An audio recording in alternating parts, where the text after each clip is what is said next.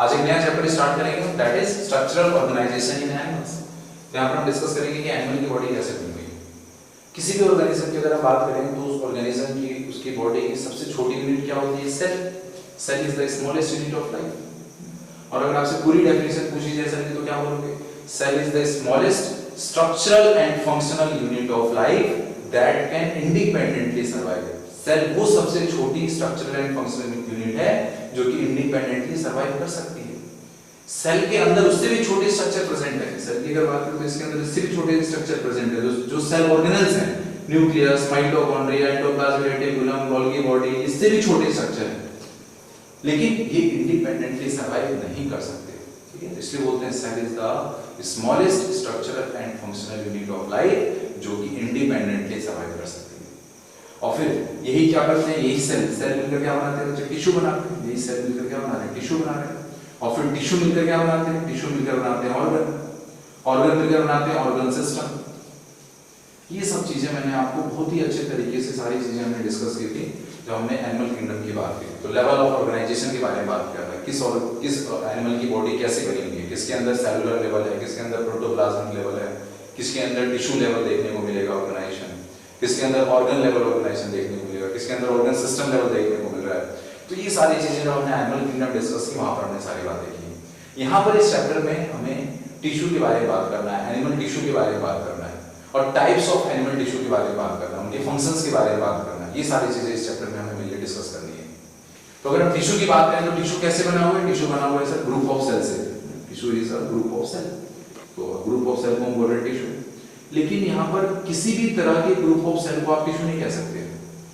एक group of cell जिसको आप टिश्यू कह रहे हो, तो इस ग्रुप के अंदर जो सेल है, यहाँ पर कुछ क्राइटेरिया बनाए गए हैं। किसी भी तरह के सेल के ग्रुप को हम टिश्यू नहीं कह सकते। तो क्या क्राइटेरिया है? तो ये जो ग्रुप है, जो सेल का जो ग्रुप है, इस ग्रुप के अंदर ये जो सारी सेल है, जरूरी नहीं है कि इन सारी सेल का स्ट्रक्चर एक जैसा हो, कोई जरूरी नहीं है। स्ट्रक्चर सेम है तो अच्छी बात है, लेकिन कोई जरूरी नहीं है कि सारे के सारे सेल का स्ट्रक्चर सेम हो इस टिश्यू के अंदर। ठीक है, नेक्स्ट बात आती है फंक्शन की।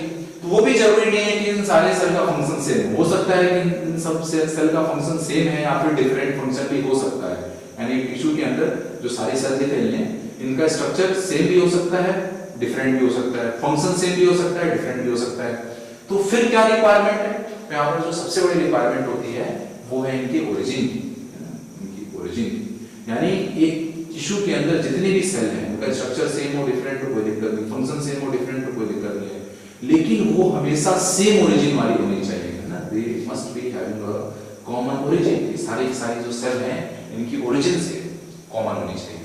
ठीक है, तो ये हमने बात करी बच्चों टिश्यू की। तो टिश्यू क्या है? It is a group of cells that may dissimilar in structure and function but always similar in origin.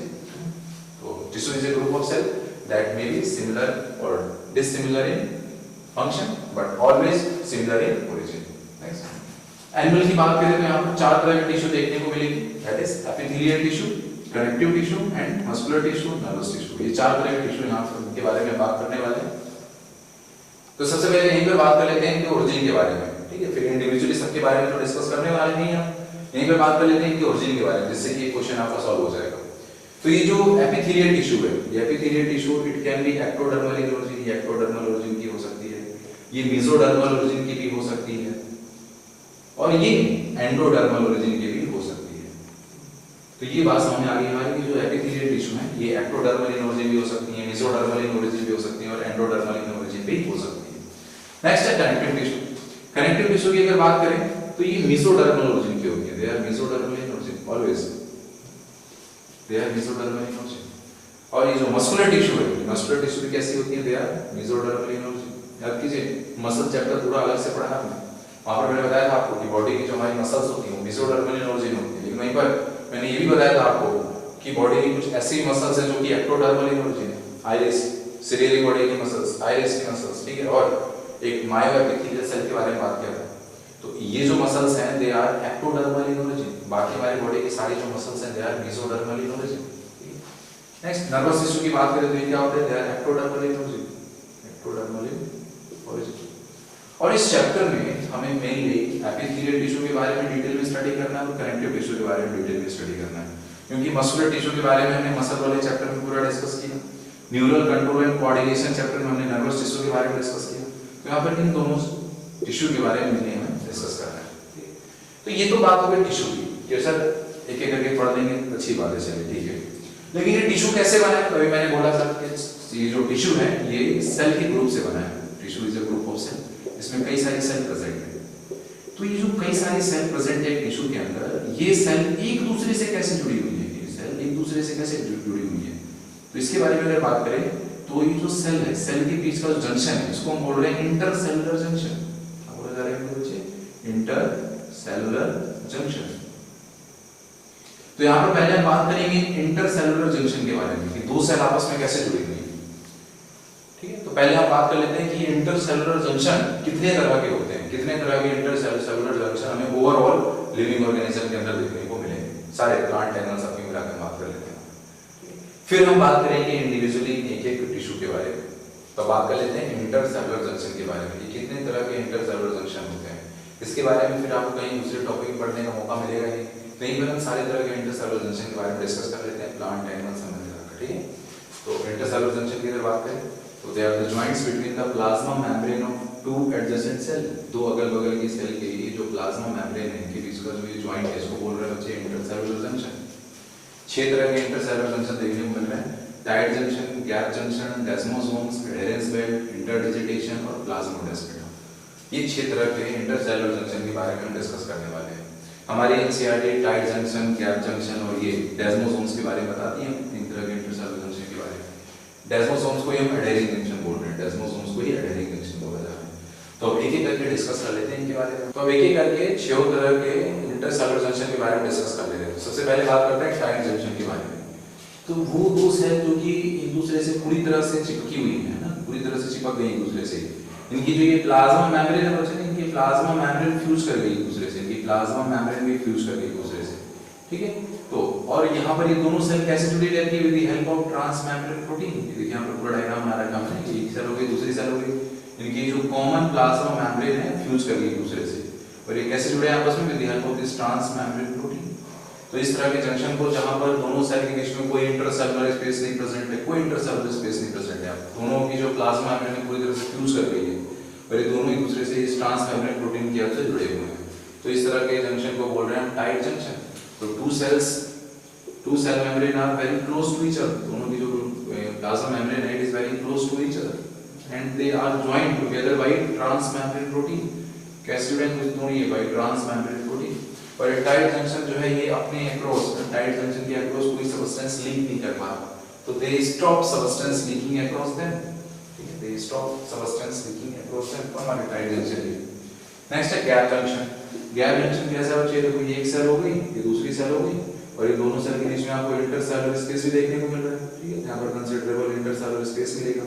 और ये दोनों सेल कैसे जुड़ी हैं? ये दोनों सेल जुड़ी होती हैं इनकी हेल्प से। ये जो यहाँ पर ट्रांसमेम्ब्रेन चैनल दिख रहे हैं, ये दोनों सेल जुड़ी हैं with the help of this transmembrane channel.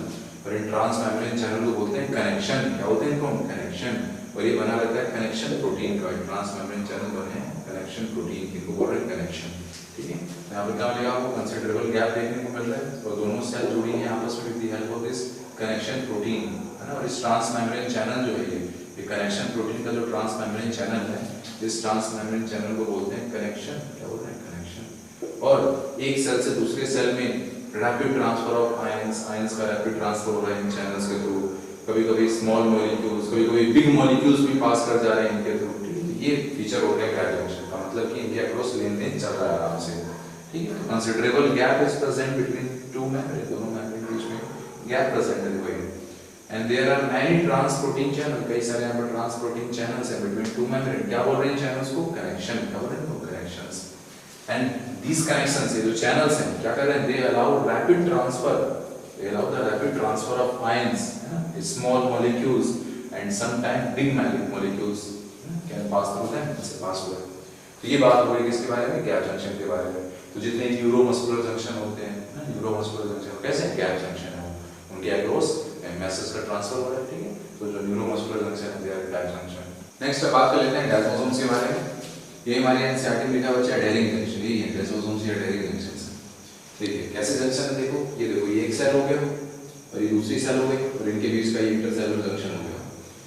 ये जो स्ट्रक्चर है क्या क्या मिलेगा आपको, इस स्ट्रक्चर पे ये जो स्ट्रक्चर जहाँ प्रेजेंट होंगे वहाँ की जो सेल मेम्ब्रेन है, वहाँ की सेल मेम्ब्रेन है, वो सेल मेम्ब्रेन की इनर साइड पे, सेल मेम्ब्रेन की इनर साइड पे ये प्रोटीन प्लेट देखने को मिलेगी, 2 प्रोटीन प्लेट देखने को मिलेंगी जो कि सेल मेम्ब्रेन की इनर साइड में प्रेजेंट होंगे, ये 2 प्रोटीन प्लेट प्रेजेंट है।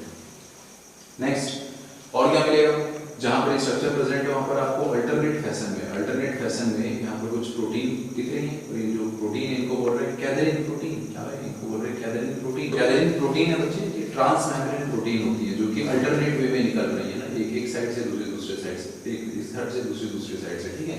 तो जो कैथरीन प्रोटीन है ये ट्रांस मेम्ब्रेन प्रोटीन है जो कि अल्टरनेट फैशन में यहाँ से निकल रही है दोनों मेम्ब्रेन से, ठीक है।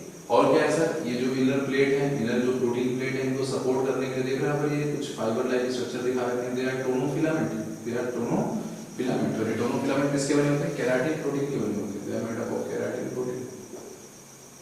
तो ये ऐसा कुछ स्ट्रक्चर होता है बच्चे डेस्मोसोम्स का। क्या होगा, जहाँ पर डेस्मोसोम प्रेजेंट है वहाँ की जो सेल मेम्ब्रेन है उसकी इनर साइड में आपको 2 प्रोटीन प्लेट देखने को मिलेंगी यहाँ पर, ठीक है।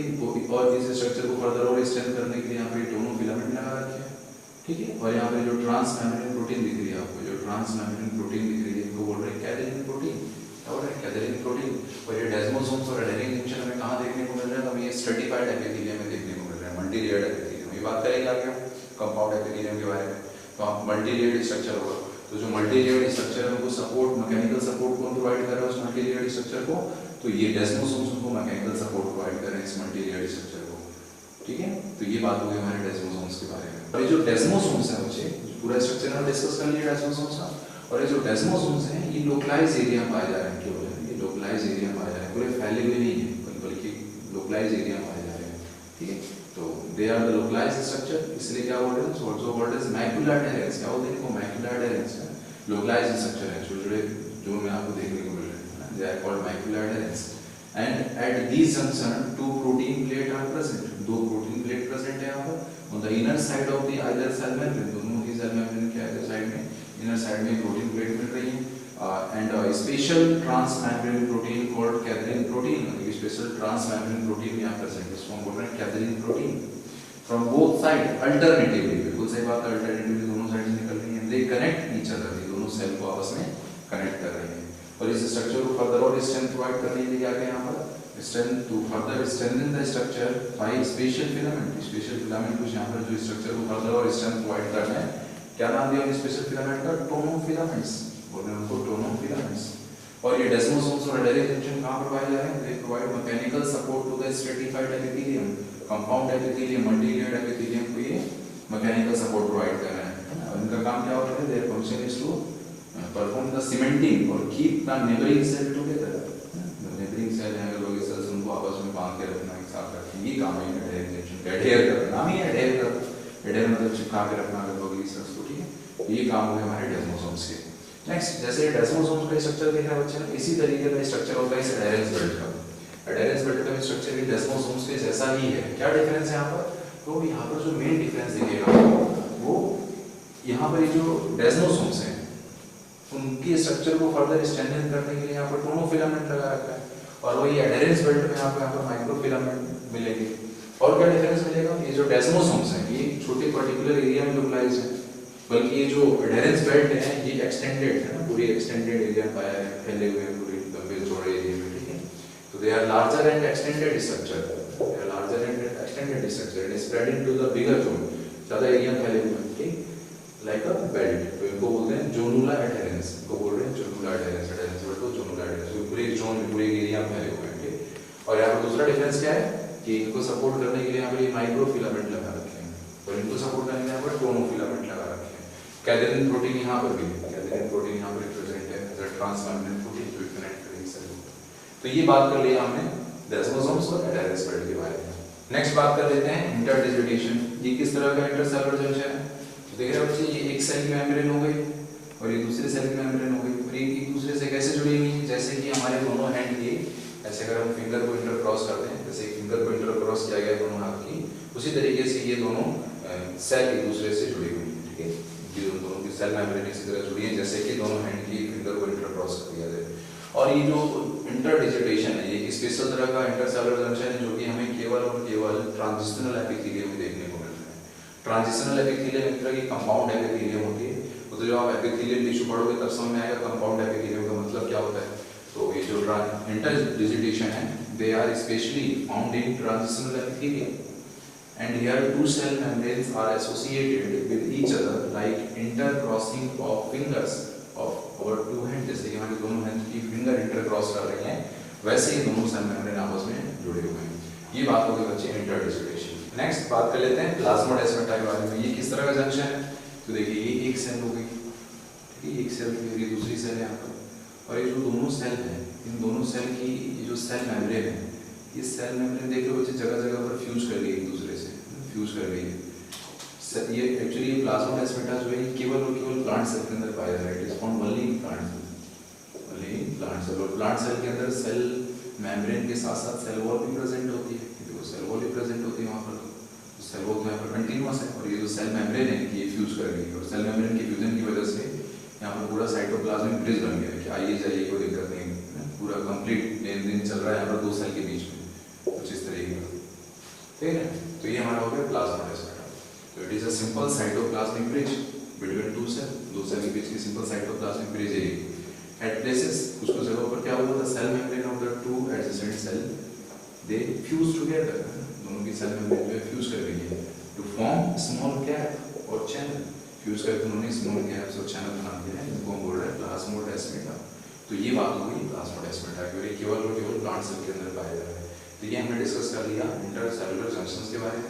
अब बात करते हैं बच्चे वेरियस टाइप ऑफ टिश्यू के बारे में, जो चारों तरह के टिश्यू के बारे में हमने लिखा था उनके बारे में इंडिविजुअल एक एक आइडिया डिस्कस करेंगे।